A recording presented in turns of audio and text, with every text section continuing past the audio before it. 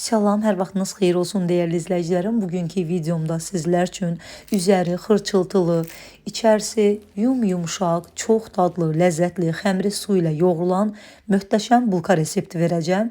Keçək hazırlamasına. Əvvəlcə mayamızı aktivləşdiririk. 8 qram quru maya götürürük. Bu da dolu olmayan 1 xörək qaşığı quru maya eləyir. Ümumilikdə xəmir üçün yarım stəkan, yəni 100 qram şəkər tozundan istifadə edirəm. Şəkər tozunun 1 xörək qaşığını əlavə edirik mayanın üzərinə. Qalanını saxlayırıq. 1 stəkan da üzərinə ilıq su əlavə edirik. 1 xörək qaşığı da ümumilikdə götürdüyümüz undan 1 xörək qaşığı un əlavə edirik içərisinə və yaxşıca qarışdırırıq ki, içərisində topa şəklində qalmasın unumuz.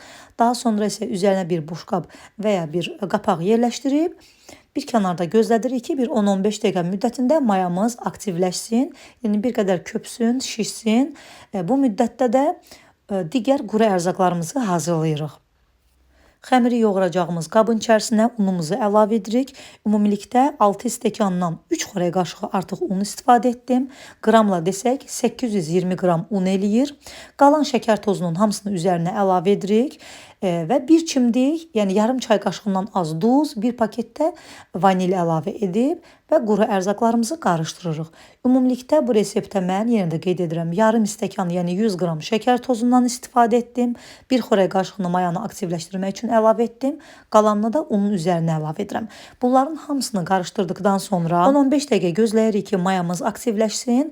Baxdıqda ki, maya artıq aktivləşib və onda demək unun üzərinə əlavə edirik 1 stəkan ilıq su, 1 ədəd yumurta, 50 ml bitki yağı, bu da 5 xörək qaşığı dolu bitki yağı eləyir və aktivləşmiş mayamızı da üzərinə əlavə edərək əvvəlcə biraz qaşıqla qarışdırırıq ki, yumurta, maya bunlar hamısı qarışsın. Daha sonra isə xəmirimizi əlimizlə yoğururuq. Ərzaqların miqdarını dəqiqliklə, həm qramla, həm stəkan ölçüsü ilə, qaşıq ölçüsü ilə hamısını açıqlama bölümündə qeyd edəcəm. Oradan yenə də baxarsınız. Ümumilikdə bu xəmir üçün mən gördüyünüz kimi süddən istifadə etmədim. 2 stəkan, yəni 400 ml ilıq sudan istifadə etdim. Xəmir üçün də 6 stəkan unu əvvəlcə əlavə etmişdim. Daha sonra isə 3 xörək qaşığı unu da hissə-hissə əlavə etdim. Xəmirimi yoğurdum. Xəmir çox yumuşaq bir xəmir olmalıdır. Hətta çox azacıq bir qədər də belə ələ yapışqanlı kimi olur. Ən axırda isə 1 xörək qaşığı da bitki yağı üzərinə əlavə edirəm. Yenə də bir 5 dəqiqə yoğururam. Həmin bu yağı da yenə xəmirə yedirdirəm. Daha sonra isə xəmirin üzərini örtüb bir yarım saat, yəni 30 dəqiqə, 35 dəqiqə xəmiri gözlədirəm. Dəyərli izləyicilərim, kim hardan videomu izləyirsə, hər birinizdən çox xahiş edirəm ki, videolarımızı izləyərkən saniyənizi ayırıb elə bu dəqiqə yuxarıda gördüyünüz bəyən düyməsinə toxunaraq videolarımızı bəyənməyi unutmayın. Əgər bəyənirsinizsə, yaxınlarınızla da paylaşın. Və sizlər də kanalımın böyüməsində mənə dəstək olmuş olarsınız. Dəstək olan hər kəsə də öz təşəkkürümü bildirirəm. Və budur, xəmirimiz gördüyünüz kimi 30-35 dəqiqə müddətində mən qalın bükdüm deyə tez mayalandı. Və xəmirimi götürürəm. Maya qoxusu gəlməmək üçün bir qədər havasını alıram. Kündələrimin eyni bərabərdə olması üçün əvvəlcə xəmirimi tərəzidə çəkirəm. Xəmirin kütləsi nə qədər gəlirsə və həmin kütləni də mən 10 yerə bölürəm. Gördüyünüz kimi 1 kiloqram 437 qram xəmirim oldu və bunu da demək kalkulyator vasitəsilə 10 yerə bölürəm və nə qədər edirsə 143-144 qramlıq kündələr olur. Əgər tərəziniz yoxdursa gözə yarı olaraq da 10 yerə bölə bilərsiniz. Hər birini də kündələyirəm. Kündələdikdən sonra da mütləq üzərinə alt hissəsinə biraz un səpmək lazımdır. Xəmir çünki çox yumuşaq bir xəmirdir. Azacıq biraz belə ələ yapışır. Ona görə üzərinə altına bir qədər un səpirik. 15 dəqiqə gözləyirik ki, kündələrimiz bir qədər kündəsini alsınlar. Yayarkən rahatlıqla yaymaq olsun. 15 dəqiqə keçdikdən sonra baxdım ki, xəmirlərin bir qədər də qəşəng yumşalıblar, yəni kündəsini alıblar. Bir-bir götürürük. Üzərinə, altına çox un səpmək lazım deyil. Biraz un səpirik. Və baxın, eynən videoda gördüyünüz şəkildə, uzun soğuk şəkildə yayırıq, bundan artıq yaymırıq və ev temperaturunda tam yumuşalmış 120 qram kərə yağı götürürük. Burada məndə yağ düzdür 200 qramdır. Yəni çox görünə bilər sizlərə 200 qramdır. Yəni mən bunun hamısını istifadə etmədim. 120 qramını istifadə etdim. Çalışın ki, yağ mütləq ev temperaturunda tam yumşalmış olsun ki, xəmirin üzərinə yayarkən rahatlıqla yaymaq olsun. Baxın, yağdan bir qədər üzərinə çəkdik və rulon kimi büktük. Büktükdən sonra həmin o xəmirin alt hissəsini də biraz bərkidirəm.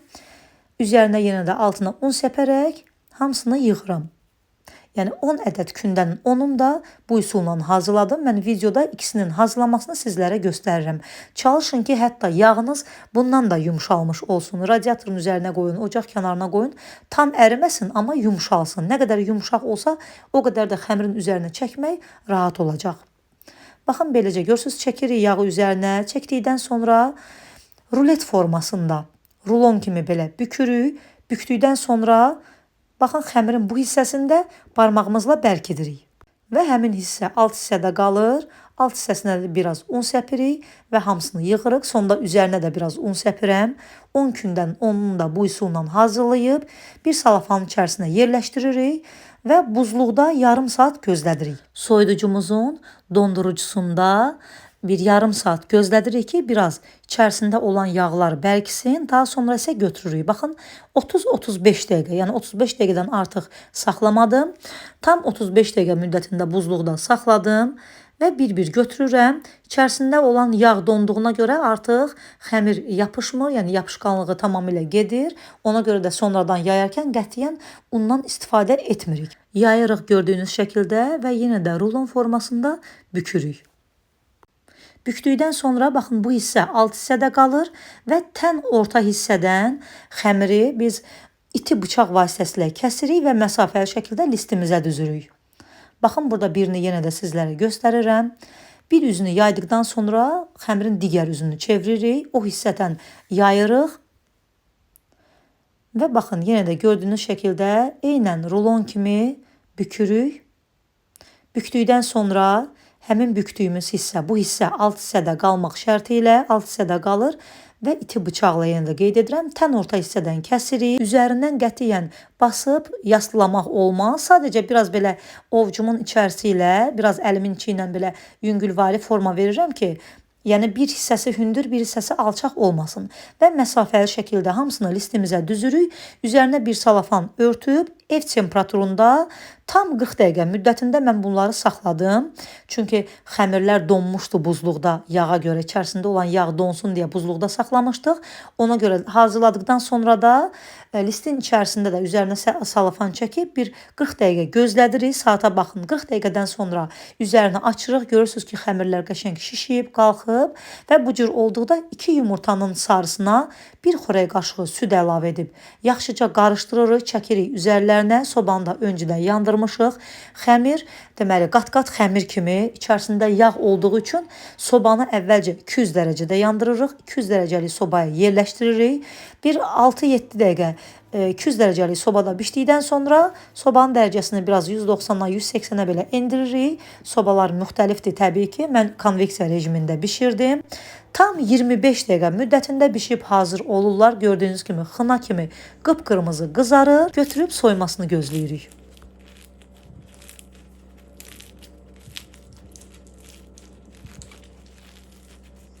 Gördüyünüz kimi üzəri xırçıltılı, içərisi yumuşaq. Görün xəmir necə gözəl bişib. Xəmirin möhtəşəmliyinə baxın.